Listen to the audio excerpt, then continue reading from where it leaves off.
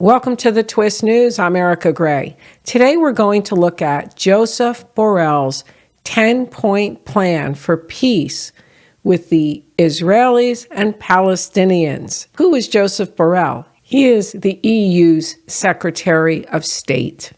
We're going to take a look at his 10-point plan for peace. The document is not published. It was presented to Euronews to view, and they were the first to publish not the exact document, but the points in the plan. So let's take a peek at what Mr. Borrell has to say. But before we do, I want to mention that Josep Borrell is extremely pro-Palestinian. He is so pro-Palestinian that I've already just accepted the fact that Mr. Borrell hates the Jews. If you think that sounds kind of harsh, you just have to follow him. Listen to all of what he says, all of his proposals. He is constantly at bat for the Palestinians, and it's obvious that he's not being even-handed, and he really dislikes the Jews. He is a modern Haman out of the Book of Esther.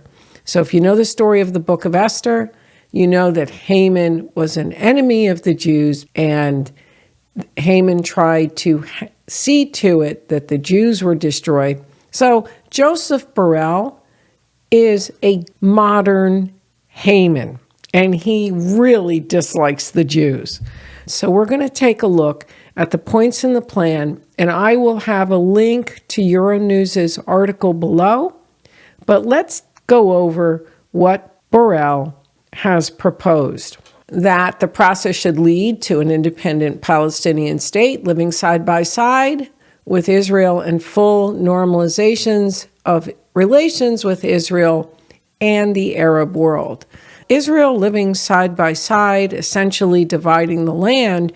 I've already done a piece how this is going to shoot European Union in the foot, given that Israel is already an associate state, meeting the Copenhagen criteria, is in on so many programs and deals with the EU, and you're dealing with a Palestinian state that's like a banana republic, so you're going to harm the state you're strong with, and then you're going to have more aid that's going to have to go to the banana republic. This already shoots in the foot the current relations that Israel has with the European Union, but also this piece about Israel and the Arab world, full normalizations. So is Borrell saying that Europe controls the Arab world here? I mean, that's what this sounds like. So I don't believe that this can provide that guarantee with the entire Arab world. Okay, so let's look at number 2 in his plan. International actors should help the two parties prepare the groundwork for peace and help build a revitalized political alternative to Hamas. Okay, we'll let that one go.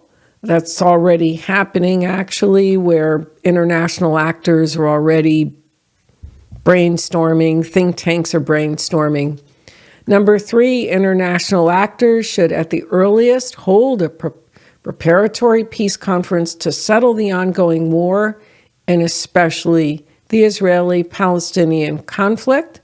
So what he's doing is he's stepping up the international actors to act as the parents of these two unruly children. But remember, he doesn't like one of the children. He doesn't like the Jewish child. He's already favoring the Palestinians, but what he's essentially saying is that Israel as a nation has no sovereignty because now it needs a parent. And Mr. Borrell, guess who he thinks the parent should be? But the European Union should be one of those parents. So let's look at number 4. The conference should bring together foreign ministers and directors of international organizations to discuss the peace process while they near simultaneously hold separate meetings with the conflict parties. This is like a divorce court. This is doing the exact same thing. But it's like a divorce court trying to bring the two back together again instead of working the details out of their split. Again, he's going, and what he's doing is he's putting more into the hands of the parents or those who supposedly know better, which is the foreign ministers and directors of international organizations, for these two unruly children. And forget that Israel is a sovereign nation, okay? We've got to scrap that here because he's not recognizing Israeli sovereignty over its own nation. So let's go and look at number 5. The conference should set up working groups and design the initial framework for a peace plan within 1 year. Working groups. Okay, that's more of the same, fleshing it out a bit. The plan, number 6, the plan should touch upon, as practically as possible, the central elements for a comprehensive peace, building upon previous UN resolutions and mediation efforts. Now that is loaded because the UN also hates the Jews.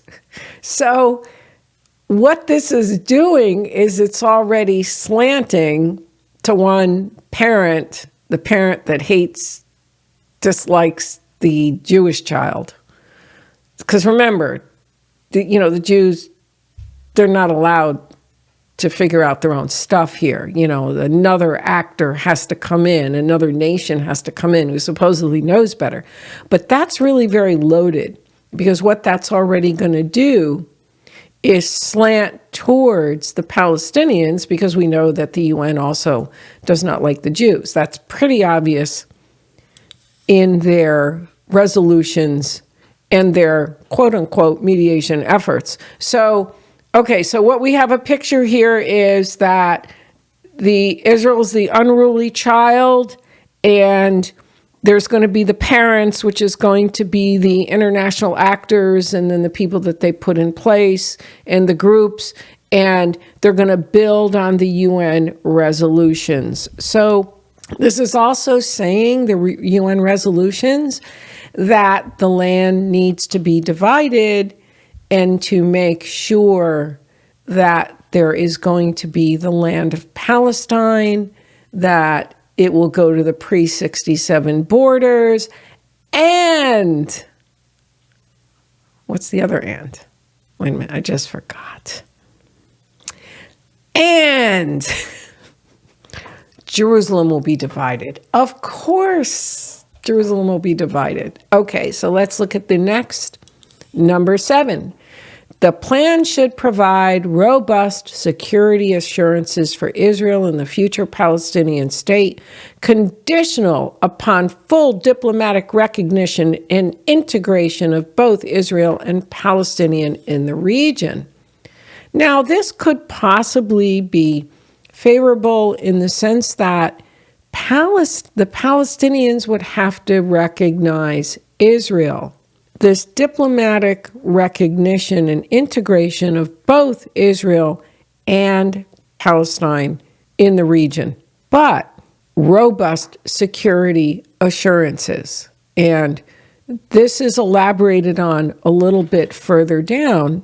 Initially, what this is doing is asking Israel to agree to a peace plan with people who already don't recognize it. So don't recognize the state of Israel, the nation of Israel. Don't believe that the Jews have any entitlement, any reason to be on the land. So this full diplomatic, from Israel's experience, it's already been just lip service and lies told at the table that they violate. If you understand why Netanyahu is not for this, that would be part of the reason, because of the lies that are told. And also, based on this already, it's going to slant towards the Palestinians, meaning it's going to slant towards Jerusalem being divided, pre-67 borders, and dividing the land. Israel is going to have to agree with a group that has already violated previous agreements and lied at the table. Okay, so let's look at the next. For number 8, the conference should consult the conflict parties at every step and at any time while the peace plan is being crafted. Crucially, if either side decides to pull out, the work should continue nevertheless. Wow. What that says is that if one of the children walks off, the parents still need to make the decisions, decide how things will be going forward. This starts to take the sovereignty away, really takes the sovereignty away from Israel and puts it into the hands of those negotiating. So that if one walks away, this still continues. This is a little concerning, because could this mean that Israel can be overruled and these things can be enacted? Do is right. Anyway, let's take a peek at number 9.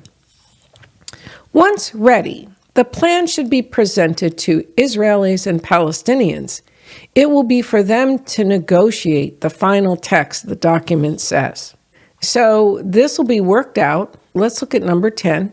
In parallel to the process, the participants in the conference should strive to mitigate the ongoing humanitarian crisis, secure the release of Israeli hostages, prevent regional escalation, strengthen the Palestinian Authority's democratic legitimacy, and support the reconstruction of Gaza, among other goals. The Palestinian Authority is a major piece of the problem of why Israel will not go forward, because the Palestinian Authority went against plans. Members were part of this Hamas attack. If you read point number 10, it's very much the viewpoint of Israel as an apartheid state, Israel as trying to annihilate the Palestinians.